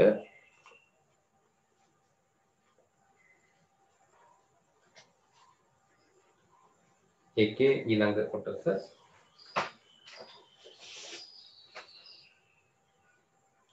විෂුණ සෛලයක් ආශ්‍රිත ජලයේ ගිල්ලූ විට එම සෛලයේ පහත් ඒවා වැඩි වේද අඩු වේද වෙනස් නොවේද යන්න දක්වන්න. ජල එක ගිල්ලනවා. ගිල්ලන්නේ මොන සෛලයක්ද? විෂුණ සෛලයක්. හරි. ජල විභවය මොකද වෙන්නේ? වැඩි වෙනවා. ශුණතාව වැඩි වෙනවා. ශුණතා පීඩනය කියන්නේ ජලය ඇතුළෙන් ඇති වෙන ශුණතාව වැඩි වෙනවා. ද්‍රාව්‍ය විභවය වෙනස් වෙන්නේ නැහැ. වෙනස් නොවේ කියලා නැත්නම් නියතව තිබේ එහෙම මොකක් හරි ලියන්න ඕනේ. අයන සාන්ද්‍රණය වෙනස් නොවේ. පීඩන විභවය වැඩි වේ. එන වැඩි වේ වෙනස් නොවේ වැඩි වේ. 5යි ලකුණු හරි එක එකට 5යි. 3 ප්‍රභාරූප ජනනය යනු කුමක්ද? 1.3 මෙහෙමයි. ආලෝකය මගින් ශාකයක වර්ධනය හා විකසන ක්‍රියාවලියේදී ප්‍රේරණය වන සිදුවීම් වල එකතුව. ආලෝකය මගින් කියනවට වර්ධනය හා විකසන ක්‍රියාවලියේදී කියන එකට සිදුවීම් වල එකතුව. ලකුණු 3යි. ප්‍රකාශ වර්තය කියන්නේ මොකක්ද? එමගින් පාලනය වෙන ක්‍රියාවලිය මොකක්ද? මොකක්ද කියලා කියමු. පැය 24ක් තුල ශාකය ආලෝකයට නිරාවරණය වන කාලය තමයි ප්‍රකාශ වර්තය කියලා කියන්නේ. එකෙන් පාලනය වෙන්නේ පුෂ්ප හට ගැනීම. ලකුණු 2යි. ස්පර්ශය හේතුවෙන් ප්‍රතිවිරුද්ධ ඊළඟ එක ශාකවල ස්පර්ශාවර්තනය හා ස්පර්ශ සන්නමනය අතර වෙනස කෙටියෙන් දක්වන්න. ඒකෙදි මෙහෙම කියනවා විනාශකම ස්පර්ශ හේතුවෙන් ප්‍රතිවිරුද්ධ පැතිවල විෂමාකාර වර්ධනයක් ඇති වී පහුරු සහිත ආරෝහක ආදිය දක්වන චලන ස්පර්ශාවර්තනයයි. ඔයගොල්ලෝ එක මේ විෂමාකාර වර්ධනයක් කියලා උදාහරණයක් විදිහට පහුරු සහිත ආරෝහක ආදිය කියලා ලිව්වත් හරි. ස්පර්ශ සන්නමනය කියලා කියන්නේ උපදානවල ශුන්‍යතාව ශනිකව නැතිවීමෙන් වේගවත් පත්ව චලන පෙන්වීම. උදාහරණයක් විදිහට නිදි කුඹා. ඒ ටිකට දල වශයෙන් ඔයගොල්ලෝ සාර්ථකව ලියලා තියෙනවා නම් ඒ ස්පර්ශාවර්තනය හා ස්පර්ශ සන්නමනය අතර වෙනස්කම ලකුණු 4යි එකකට 2 බැගින්. ඊළඟට අපි C කොටසට යමු. C කොටසේ මෙහෙම තියෙනවා. ශාකවලට ඇතිවන අජෛව ආතති මොනවද කියලා ඒවල ඒසි ප්‍රශ්න නියං ආතති සීතල ආතති ලවණ ආතති ගන්න පුළුවන්. ලකුණු 3යි. මේකේ බාහිර උෂ්ණත්වය අඩු වෙද්දී ශාක සෛල වල ඇතිවන තත්ත්වය ඒව මගහැරීමට දක්වන ප්‍රතිචාර. ලිපිඩ අණු ස්ෆටික බවට පත් වෙනවා. උෂ්ණත්වය අඩු වෙද්දී. එතකොට මොකද්ද වෙන ප්‍රතිචාරය ශාකය තුළ? පටල ලිපිඩ වල අසන්තෘප්ත මේද අම්ල අනුපාතය වැඩි කිරීම. එතෙන් ලකුණු 2යි. සයිටෝසෝලේ ජලයේ මිදෙනවට විරුද්ධව සීතීත්වයට පෙර සීනි වර්ග ආදී ද්‍රව්‍ය වල සාන්ද්‍රණය ඉහළ දැමීම. ඒකට ලකුණු 2යි ලකුණු 4යි කොටසට. අවසානයේ ට්‍රිකෝම යන මොනවාද? අපිචර්මීය සෛල විශේෂණය වී ඇතිවන රෝම එහෙම නැත්නම් කේශර. එතෙන් ලකුණු 2යි. ඒ ටිකේ ලකුණු ඔක්කොම එතකොට 40යි අර වගේම 40න් කීයද කියලා බලලා 2.5 වැඩි කරන්න 100ට ගන්න. හතරවෙනි ප්‍රශ්නය සත්වයා පාඩමෙන් පළවෙනි එක ශ්වාසනාලයේ අභ්‍යන්තරයේ ආස්තරණය කරන අපිච්ඡදය කුමක්ද? ව්‍යාජ ස්තරීභූත ස්තම්භික අපිච්ඡදය 1 ලකුණයි. කාර්යයන් දෙකක් ශ්ලේෂ්මලයේ මගින් දූවිලි අංශු රඳවා ගැනීම පක්ෂම සැලීමෙන් ඒවා ඉහළට චලනය කරවීම. කාර්යයන් දෙක ඒ විදිහට මොන දෙකයි. ශ්වසන පද්ධතියේ තවත් අපිච්ඡදයන් නම් කර එහි වූ ලාක්ෂණික. දැන් ව්‍යාජ ස්තරීභූත ස්තම්භික විතරද ශ්වසන පද්ධතියේ තියෙන්නේ? ඒ සරල ශල්කමයි. සරල ශල්කමය අපිච්ඡදය එයාගේ ලාක්ෂණික දෙකක් මේ සඳහන් කරන්න කියලා තියෙන්නේ. දැන් ලකුණු අරගෙන තියෙන දෙක. පැත්තලි තුනී සෛල ස්තරයක් ද්‍රව්‍ය හෝමාරු වෙන්න පුළුවන් කියන කරුණු දෙක තියෙන්න ඕනේ. ඒ කරුණු දෙකම වෙන්න ඕනේ. හරි. පැත්තලි තුනී තනි සෛල ස්තරයක් කියන එක ද්‍රව්‍ය හෝමාරු වෙන්න පුළුවන් කියන එක. ඊට පස්සේ ගැඹුරු ආශ්වාසයකදී සංකෝචනය වන පේශි අන්තර්පර්ශුක පේශි, මහා ප්‍රාචීර පේශි, ගෙල හා පිට පපු ප්‍රදේශයේ පේශි. ලකුණු 3යි. ඒ තුනට ලකුණු 3යි. ඊළඟට මේ සටහනේ හරි අර තියෙනවා මෙහෙම පළවෙනි කොටුව මම කෙටියෙන් එක දාන්නම් PO2 කියලා PCO2 වගේම දීලා තියෙනවා. හරි. දෙවෙනි කොටුව මෙහෙම. ඒතර ඒකේ ඔයගොල්ලෝ බැලුවොත් පැහැදිලිව පේනවා පළවෙනි කොටුව තුල මේක සරල දෙයක්. හරි. ඉතාලම සරල දෙයක්. මේ පොඩ්ඩක් හරි ඔයගොල්ලන්ට මේකේ මේ දේ කියන දේ තේරෙනවද කියලා බලන්නත් එක තමයි මේක දීලා තියෙන්නේ. O2 වල බැලුවොත් 13.3යි දෙවෙනි කොටුවේ 5.3යි. එතකොට යනවා ඔයගොල්ලන්ට පැහැදිලිව පේනවා ඔක්සිජන් අඩු කෝකේද කියලා පල්ලෙහා කොටුවේ ඔක්සිජන් අඩුයි. CO2 ගලණය හා ශුද්ධ O2 ගලණයෙන් දක්වන්න කියන්නේ. එහෙනම් මේකෙන් පල්ලෙහාට එනවා O2 මෙතනින් මේ පැත්තට එනවා CO2 ගලන. ඔක හරියට ගර්තයයි කේශනාලිකාවයි වගේ තත්ත්වයක්. ඊට පස්සේ B1 විස්තර රුධිර පීඩනය කියන්නේ මොකද්ද? පූර්ණ හෘත් විස්තර අවධියේදී ධමනි තුල රුධිර පීඩනය. එතන පූර්ණ හෘත් විස්තරයට 1යි ධමනි තුල රුධිර පීඩනය කියනට 1යි ලකුණු 2යි. රුධිර පීඩනය මන්න උපකරණයේ ස්පිග්මෝ මැනෝමීටරයේ ලකුණු 1යි. මේ සටහන සම්පූර්ණ කරද්දී පළවෙනි ස්ථානට එන්නේ කිරීටක ධමනි. ඒතර හෘදය, කිරීටක ධමනි, ධමනි කේශනාලිකා, හෘත් ශිරා, ශිරා වලින් යනවා කිරීටක කෝටරකය. ඊළඟට දකුණු කර්ණිකාව. ඒතර කොටු තුනේ එන්නේ කිරීටක ධමනි, හෘත් ශිරා, කිරීටක කෝටරකය කියන තුන. ඒ අනුව ලකුණු 3. ඊළඟට කියනවා RH- මවකගේ පළමු දරුවා හානියකින් තොරව බිහි කළ හැක. මෙම ප්‍රකාශය සත්‍යද අසත්‍යද හේතු. RH ඍණ මවක්. ඔන්න RH ඍණ මව ඉන්නවා. එයාගේ පළමු දරුවා හානියකින් තොරව බිහි කළ හැකිද? එතන මෙහෙම දෙයක් තියෙනවා මේකෙදි මේ විශේෂයෙන් කියලා නැහැ දරුවා RH+ වෙනවද කියලා. නමුත් ඔයගොල්ලෝ එහෙම හිතාගෙන උත්තරේ එක්කෙන්ද ගලපන්න හරි. විභාගෙදි මෙහෙම එකක් ආවොත් කොහොම හරි අනිවාර්යෙන් දෙයි. දරුවා RH+ වුවහොත් ඔහුව හානියකින් තොරව බිහි කළ හැක කියලා ප්‍රකාශය. හරි. එහෙම පුළුවන්ද? ඔව් පුළුවන්. ඒකේ මෙහෙම ලියවන්න ඕන උත්තරේ සත්‍ය වේ කියනවට 1 ලකුණයි. RH- මවගේ රුධිරයේ RH ප්‍රතිදේහ නොමැත. පළමු දරුවා බිහිවීමේදී RH+ දරුවෙකු වුවහොත් කලල බන්ධය හරහා RH+ රුධිර සෛල RH- මවට ඇතුල් වී RH- මවට ඇතුල් වී ඒ තුළ RH ප්‍රතිදේහ ඇතිවීමට හේතු වෙනවා කියන ඔන්න ඔය කරුණ දල වශයෙන් ඒ අවශ්‍ය ටික ඇතුළත්ව තියෙනවා නම් ලකුණු 3යි. කියන්නේ සත්‍යය කියනකොට 1 ලකුණයි අර පැහැදිලි කිරීමට ලකුණු 2යි. C කොටස. දේහය මගින් ශ්‍රාවය කරන විවිධ ශ්‍රාව වර්ග 5ක් ගන්න පුළුවන් අපිට කඳුළු, කේටය, ශ්ලේෂ්මල, ස්වේදය, HCl, ස්නේහ ශ්‍රාව. එතන 6ක් කියුණා, 6න් 5ක්. සහජ ප්‍රතිශක්තිය අභ්‍යන්තර ආරක්ෂණය මගින් සිදු කරන්නේ මොකක්ද කියනවා. අභ්‍යන්තර. ඒ කියන්නේ බාහිර තියෙන්නේ නිකන් අර වැටක් ගහලා වගේ ගෙදරකට. අභ්‍යන්තර ආරක්ෂණය කියන්නේ දොරට ලොක් දාලා, ජනෙල් වලට අකුල් දාලා ඒවා තමයි අභ්‍යන්තර කියන්නේ. ඒකේ මෙහෙමයි ලියවෙන්න ඕනේ. බාහිර ආරක්ෂණ යාන්ත්‍රණ වලින් විනිවිද ගොස් දේහයේ තුලට ව්‍යර්ජන කියන ඇතුල් වීම වැළැක්වීම. පොයින්ට්ස් 9 වෙන්න ඕනේ. බාහිර ආරක්ෂණ යාන්ත්‍රණ වලින් විනිවිද යනවා කියන එකට 1 පොයින්ට් එකයි. ව්‍යර්ජන කියන ඇතුල් වීම වැළැක්වීම කියන එකට 1 පොයින්ට් එකයි. 3යි ලකුණු. ප්‍රදාහ ප්‍රතිචාරවල විස්තරණයට හේතු වන රසායනිකය හා නිපදවන සෛල වර්ගය හේතු වන රසායනිකය හිස්ටමින් නිපද වෙන්නේ කුඹ සෛලවල. ලකුණු 2යි. ඊළඟ රුධිර වාහිනී විස්තරණය ප්‍රදාහයකට එරෙහිව ක්‍රියා කරන්නේ කෙසේද? බලන්න එකේ ලකුණ වෙලා තියෙන්නේ කොහොමද කියලා. වැඩි රුධිර ප්‍රමාණයක් ගලා යාමට මියගිය සෛල ආදී ඉවත් කිරීම කාර්යක්ෂම වීම. ඒ රුධිර වාහිනී විස්තරණය වුණාම කොහොමද ඒකෙන් අපිට ලැබෙන උදව් මොනවද? එකක් වැඩි රුධිර ප්‍රමාණයක් එනවා. ඒ වගේම මියගිය සෛල වගේ දේවල් ඉවත් වෙන්න ඒක දායක වෙනවා. සංස්ථානික ප්‍රතිචාර කියන්නේ මොනවද?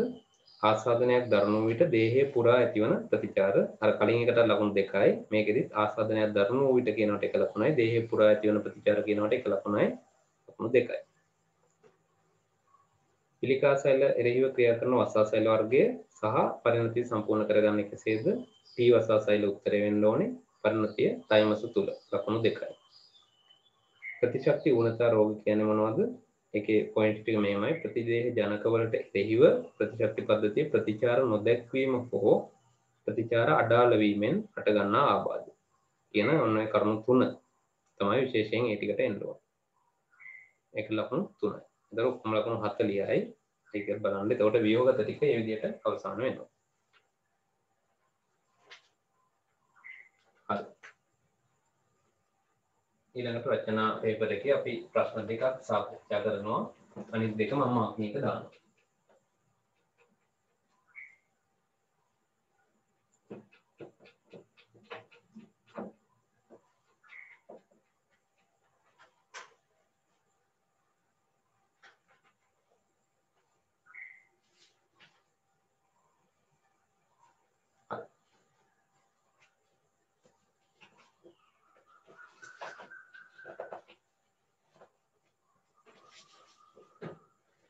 මේක මම සාකච්ඡා කරන්න ඒ කියන්නේ තෝරගන්නේ සාකච්ඡා කරනවා කියලා ඉතින් ලොකු දෙයක් නැහැ. පළවෙනි ප්‍රශ්නය කියන්නේ දෙවෙනි පාඩමෙන් නිර්මාණය වෙලා තියෙන ප්‍රශ්නය සහ කෙටි සටහන් ප්‍රශ්නය මම මේකෙදි සාකච්ඡා කරනවා. අනෙක් දෙකට මාකින් එක දානවා. ඒක ඔයගොල්ලෝ බලන්න. නෑ අපි මෙහෙම කරමු. දෙවෙනි එකයි හතරවෙනි එකයි. දෙවෙනි එකයි කෙටි සටහන් එකයි මම ටිකක් පැහැදිලි කරනවා. පළවෙනි එකයි තුන්වෙනි එකයි මාකින් එක දානවා. පළවෙනි එකේ සරලව තියෙන්නේ එන්සයිම ගැන තියෙන මේ එන්සයිම ක්‍රියාවට බලපාන සාධක ටිකක් විස්තර කරන්න කියලා. සාමාන්‍ය සාම්ප්‍රදායික වෙන්නේ එක්කෝ එන්සයිම් වල ක්‍රියාකාරීත්වය හරි එහෙම මොකක් හරි නේද? නමුත් මෙහෙම ප්‍රශ්න යොමු වෙන්න පුළුවන් දෙවෙනි පාඩමෙන්. එතකොට ඒ වගේ එකකට සූදානම් වෙන්න. එතකොට අපි මේ ටෙස්ට් ක්ලාස් එකෙන් අරමුණු කරන්නේ දෙවෙනි පාඩමෙන් ඔයගොල්ලෝ ප්‍රශ්න 10ක් ලියනවා. එතකොට මේ ප්‍රශ්න 10ක් ලිව්වහම ඉතින් බොහෝ විට විභාගෙට එන ප්‍රශ්නේ අපිට ලියවිලා තියෙනවා. ඒක තමයි අපි බලාපොරොත්තු වෙන්නේ. එතකොට ඔයගොල්ලන්ට විභාගයේ අලුත් දෙයක් නෙමෙයි. ඒක එක පේපරයක් කරලා මේ අනුමාන කියලා යන එක ගොඩක් අවදානම්. එහෙම ගොඩක් ළමයි අමාරු වෙනවා. හරි. ඒක දෙවෙනි එකෙන් අහනවා ශාකවලු ශෛලම පටකය පිළිබඳ විස්තරයක් ලියන්න පළවෙනි කොටස. ජලය හා කණිජ සිරස්ස උඩුකුරු පරිවහන යාන්ත්‍රණය පැහැදිලි කරන්න. එතකොට ඒකෙදි සෛලම පටකය ගැන කියද්දී ඕගොල්ලෝ සමහර විට බොහෝ විට විභාගෙදී රූප සටහන බලන එක නැහැ. නමුත් සෛලම පටකයේ දල රූප සටහන අඳින්න හරි. පුළුවන් සරලව ඕගොල්ලන්ට අඳින්න පුළුවන්. සෛලම පටකයේ අර සෛලම වාහිනිය වෙන වෙනම අඳ ප්‍රශ්නයක් නැහැ. වාහිනී ඒකකයක්. එතකොට ඒකේ හරස් පිළිබිඳවටලා කියලා පෙන්වන්න පුළුවන්. මේක කූ සිදුරු තියනවා කියලා පෙන්වන්න පුළුවන් ওই විදිහට. හරි. ඊළඟට වාහකාභයක් මේ ආසන්නයේම තියනවා කියලා පෙන්වන්න පුළුවන්. ඒවත් මොනවද තියනවද? බිත්ති තියනවා, ඝනකම් බිත්ති තියනවා මෙහෙම මේවා.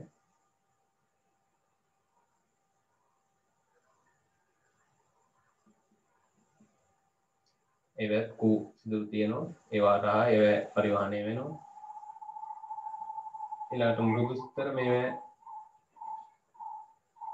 ඊගටි හරිය මෘදුස්තර සැර තියෙන ඒවා සජීවී වෙනවා. තප්පෝ තියෙනවා තන්තු. ඒවා ගොඩක් සිහින් තන්තු, දුරස්තර තන්තු වෙනවා. ඔන්න ඔය නිකන් සෛල හතරක් හරි නිකන් දල වශයෙන් වෙලාව තියෙන විදිහට ඇඳලා එන්න නිකම්ම විස්තරය කරන්න නැතුව. හරි අපි බලමු ඊට පස්සේ මේකේ විස්තරය. මම පොයින්ට්ස් ටික කියවගෙන යනවා. ඒ කොටසට අදාළව හරියට ලකුණු කරගන්න මේවා ඔයගොල්ලෝ ලියලා තියෙනවද කියලා. ශෛලම පටකයේ වාහිනී ඒකක වාහකාභ මම නවත්තන්නේ පොයින්ට් එකකට හරි. ආයම කියනවා වාහිනී ඒකක වාහකාභ ශෛලම තන්තු හා මෘදුස්තර වලින් සමන්විතයි. ආවෘත බීජක හා ඇතැම් විවෘත බීජක වාහිනී එකක දරයි. වාහිනී වාහකාභ ප්‍රධාන ලෙස ජල සන්නයනය කරයි. අජීවී වේ. තන්තු සන්ධාරණයද මෘදුස්තර මගින් සංචිත කෘත්‍ය හා අරිය ජල පරිවාහනය කරයි. වාහිනී ඒකක දිගටී සිලින්ඩරාකාරයි. වාහකාභ වලට වඩා කෙටි හා පළල් වේ. ද්විතීක බිත්ති ලිග්නීන් දරයි. ආතතිමය ජල පරිවහනයේදී සන්ධාරණය සපයයි. හරස් බිත්තිවල සජිද්‍ර තල ඇත. අනෙක් බිත්තිවල කූ ඇත. වාහකාභ සියලු සනාල ශාකවල ඇත. දිගටි සිහින් දෙකලවර උල් සෛල වේ. ලිග්නින් වලින් ඝන වූ ද්විතීක බිත්ති දරයි. කූ හරහා ජලය ගලා යයි. බිඳ වැටීමෙන් තොරව ජලය ගලා යයි. ඔන්න ඒ කොටසට අදාළ පොයින්ට්ස් ටික 3යි 5යි 6යි 7යි 8යි 9යි 10යි 11යි 12යි 13යි 15යි 16යි 17යි 18යි 19යි 20යි 21යි 22ක් තියෙනවා ඒ කොටසට අදාළ පොයින්ට්ස් ඉතුරු ටික B කොටස. ඔන්න B කොටස කියනවා. උඩුකුරු පරිවහනය ගැන අහන්නේ. මෙය රසෝද්ගමනය නම් මෙතනින් තමයි පටන් ගන්න. රසෝද්ගමනය නම් වේ. සනාල සිලින්ඩරයට ඇතුළු ජලය කණිජ දෙකම ශාකයේ ඉහළ කොටස් වලට ගමන් කරේ තොග ප්‍රවාහය මගින් විසරණයට වඩා ශීඝ්‍රව සිදුවේ. සංසක්ති ආශක්ති කල්පිතයෙන් පැහැදිලි කරයි. උත්සේදනය මගින් චූෂණය සපයයි. ප්‍රරෝහ සිට මුල් දක්වා චූෂණ බලය සම්ප්‍රේෂණය වන්නේ ජල අණුවල සංසක්තියනි. ජල අණු අතර H බන්ධන නිසා ශෛලම යුෂය ආතතියක් යටතේ පවතී. ඍණ පීඩනයක් ඇතිවේ. ජල විභව අනුක්‍රමණයකට අනුව ජලය ගමන් කරයි. ශෛලම බිත්ති හා ජල අණු අතර ආසක්තියද ඇතිවේ. තුග ප්‍රවාහය සංසක්තිය හා ආශක්තිය මගින් පහසු කරයි. ශෛලම වාහිනී හා වාහකාභ තුළ අඛණ්ඩ ජල කඳක් සෑදී. පත්‍ර මධ්‍ය සෛල වලින් ජලය වාෂ්ප වන විට ජල විභවය අඩු වේ. වෘන්ත වල සිට ජලය ඇදී යයි. පීඩන විභව වෙනස මගින් මෙම ජල විභව අනුක්‍රමණය පීඩන විභව අනුක්‍රමණයකි. ආතති බලය ශෛලම ඔස්සේ මුල හා පාංශු ද්‍රාවණයට සම්ප්‍රේෂණය වේ. ගුරුත්වයට එරෙහිව ශෛලම යුෂය ඉහළ යයි. අක්‍රීයව සිදුවේ. ඔන්න ඉවරයි. ඒතර පොයින්ට්ස් බොහෝ විට හරියටම 50කට නැත්නම් 51ක් තිබ්බත් ගැටලුවක් නැහැ. 50කට තමයි A කොටසත් B කොටසත් දෙකේම එකතුව 50ක් කියලා අරගෙන ඔයගොල්ලෝ බලන්න කීයක් ඇවිල්ලා තියෙනවද කියලා ඒක ලකුණු 3ෙන් වැඩි කරලා එක පොයින්ට් එකකට ලකුණු 3 ගානේ 150න් කීයද කියලා බලන්න ලියපු ප්‍රශ්නේ උත්තරයට අනුව. ඊළඟට තියෙනවා මානව ආමාශය ව්‍යුහය. ඒතර මේ වගේ කොටසකුත් ගොඩක් අවුරුදු වල මේ දක්වා තිබෙන හැම බයෝ පේපර් එකකම මේ වගේ ආමාශය පිළිබඳ ව්‍යුහයක් ඇවිල්ලා තියෙනවා. ඒතර ඒ නිසා ලෑස්ති පිට යන්න මේ වගේ එකකට රූපයක් අඳින්න අනිවාර්යෙන් ලොකුවට ආමාශයේ කොටස් නම් කරන්න ඕගොල්ලන්ට නැහැ. නමුත් අර දල වශයෙන් රූපයක් ඇඳලා අනිවාර්යෙන් එන්න ඒකට ලකුණු කීපයක් හරි වෙන් වෙයි. බලමු ඒ කියන්නේ මේ මම කරන්නේ ඕගොල්ලෝ ඒක ප්ලෑන් කරගන්න ප්‍රශ්නෙට උත්තරේ මම මාකින් එක දානවා. හරි. ආමාශයටත් ඒ වගේම පළවෙනි ප්‍රශ්නේ එන්සයිම් ප්‍රශ්නෙට මාකින් එක PDF එකක් විදියට අර දානවා ડોකියුමන්ට් දාන විදියටම කලිනුත් ඒ ડોකියුමන්ට්ස් වල එහෙමයි කරන්නේ හැම දවසකම. හරි. ලොකු වෙලාවක් යන හින්දා. කියනවා 3 මිනිත් එක තියෙන්නේ කෙටිසටහන්. කෙටිසටහන් ප්‍රශ්නේ ගත්තයින් පස්සේ ඔයගොල්ලන්ට ඒක පැහැදිලි අවබෝධයක් තියෙයි. හැම දවසකම අපි කෙටිසටහන් ප්‍රශ්න දානවා. ඒකේ ඔයගොල්ලෝ ඒක තෝරගන්නකොට අනිවාර්යයෙන්ම ඔයගොල්ලෝ ඒ කොටස් තුනම සාමාන්‍ය කොටස් තුනක් වෙනවා ABC කියලා. ඒ කොටස් තුන ගැනම හොඳ අවබෝධයක් තියෙනවා නම් විතරක් ඒ ප්‍රශ්නෙට යන්න. හරි. ඒ කියන්නේ වඩා හොඳ තෝරා ගැනීමක් විදිහට එතන කරන්න ඕනේ ඔයගොල්ලෝ. ඒ මොකද කියනවා නම් කෙටිසටහන් ප්‍රශ්නේ අපිට කියන්න බෑ හරියට සමානව කොටස් වලට ලකුණු බෙදෙනවා කියලා. සමහර අවුරුදු වල එක කොටසකට ගොඩක් වැඩි ලකුණු ප්‍රමාණයකුත් අනෙක් කොටස් වලට අඩු ලකුණු ප්‍රමාණයකුත් සටහන් වෙනවා. ඉතින් ඒ අනුව ඔයගොල්ලෝ දෙකක් හොඳට ලියනවා එකක් දන්නේ නැහැ කියලා අතෑරින එකක් වගේ නම් සහ ඒ දන්නේ කියලා අතාරින එකට වැඩිම ලකුණු එනවා නම් එතන පාඩුව.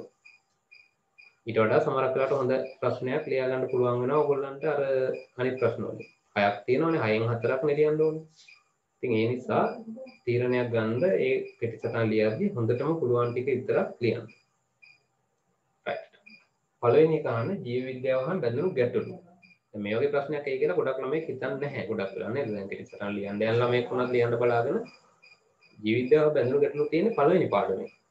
හැඳින්වීම ඒකේ තියෙන්නේ. ඉතින් ඒ තැන් වලින් ප්‍රශ්න යොමු වෙන්න ඕන පුළුවන් විදිහ තමයි මම මේ දීලා තියෙන්නේ. ඒතකොට ඒ ප්‍රශ්නේ බලනද ඒ කොටසට තමයි වැඩිම පොයින්ට්ස් ගන්න වෙලා තියෙන්නේ පොයින්ට්ස් 34ක්. හරි පොයින්ට් 34ක් එතන මම අරන් තියෙනවා.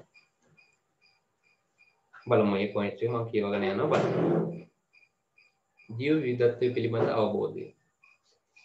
පළමු ජීවයේ වසර බිලියන 3.5කට පෙර විෂමපෝෂී නිර්වායු ප්‍රාග්නස්ටික විය. පරිණාමය නිසා විවිධත්වය පුළුල් විය. වර්තමානයේ විශේෂ මිලියන 100ක් 10ක් 100ක් පමණ ඇත. විශේෂ සංඛ්‍යාව ඊට කරුණු තුනක් එනවා හරිද? එක පොයින්ට් එකක් කරුණු තුනක් විශේෂ අතර ජාන විවිධත්වය පරිසර පද්ධති විවිධත්වය අනුව තීරණය වේ. දෙකයි පොයින්ට් දෙකයි. මිනිස් සිරුර හා ක්‍රියාකාරීත්වය අවබෝධය දැන් සාමාන්‍ය විදිහට පොයින්ට් ගන්න බෙදා ගන්න. පටක විද්‍යාව, ඉන්ද්‍රිය ව්‍යුහය, පද්ධති ගැන දැනුම, ඊළඟ වැදගත්කම ස්වභාවික සම්පත් හා පරිසරයේ තිරසර භාවිතය හා කළමනාකරණය. ස්වභාවික සම්පත් යනු එදිනෙදා ජීවිතයට ආර්ථික සංවර්ධනයට භාවිත වන ස්වභාවිකව හමුවන ද්‍රව්‍ය හා ශක්තියින්ගේ ප්‍රභව වේ. මේවා පෘථිවිය මත සීමිතය.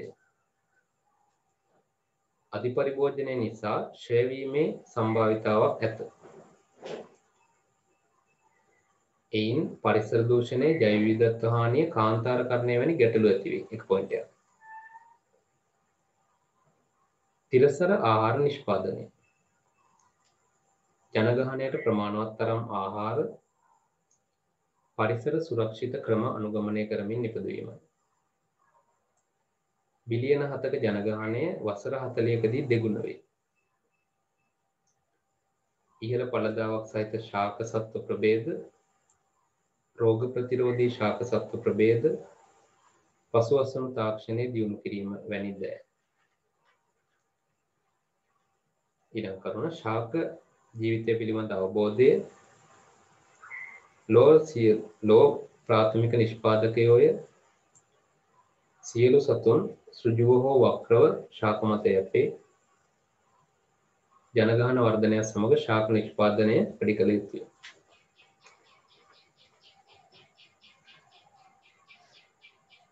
ඊළඟ කරුණ රෝග හා ඒවට හේතු පිළිබඳ අවබෝධය.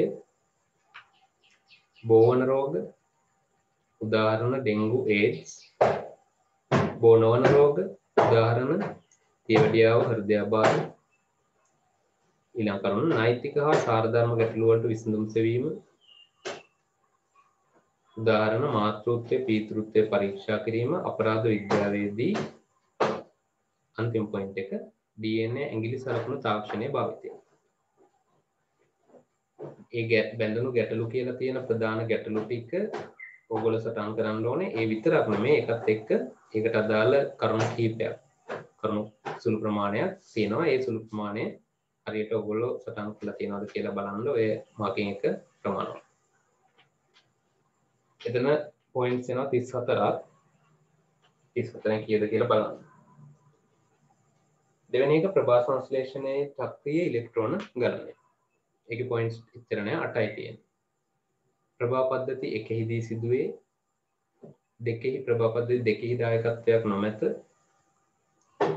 PS එකෙහි P700 අණුවෙන් උද්දීපනය වන ඉලෙක්ට්‍රෝනය චක්‍රීය පථයක් හරහා ගමන් කර නැවත P700+ අණුව උදාසීන කිරීමට දායක වේ. ATP සෑදේ NADPH නොසෑදේ ඔක්සිජන් පිට නොවේ. මොන පොයින්ට්ස් ටික B කොටසට ලකුණු 8යි. පොයින්ට්ස් 8යි. C කොටස ස්වභාවික වර්ගීකරණය. ඒක පොයින්ට් එක බලා ගන්න. වංශ ප්‍රවේණිය මත පදනම් වූ පරිණාමික බන්ධුතා විදහා දක්වන වර්ගීකරණයයි. පරිණාමය පිළිබඳ අධ්‍යයනයෙන් පසු මේවා සැකසී ඇත. ලක්ෂණ ගණනාවක් සැලකේ. රූප විද්‍යාත්මක ලක්ෂණ, ව්‍යුහ විද්‍යාත්මක ලක්ෂණ, සෛල විද්‍යාත්මක ලක්ෂණ, අනුපජීව විද්‍යාත්මක ලක්ෂණ. ඒ කියපු ටිකට පොයින්ට්ස් 8යි.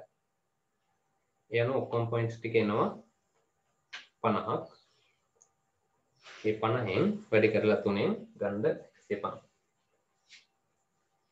හරි. ඔන්න එතකොට ඒකේ ප්‍රශ්න දෙකක්, essay part එකේ ප්‍රශ්න දෙකක් අපි සම්පූර්ණ කරලා තියෙනවා.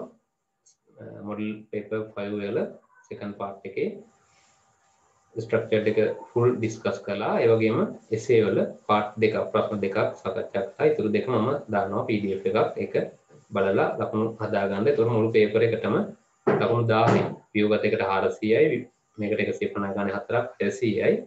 1000න් තමයි මුළු ලකුණු එන්නේ. 1000 බෙදීම 20 සමානයි 50යි.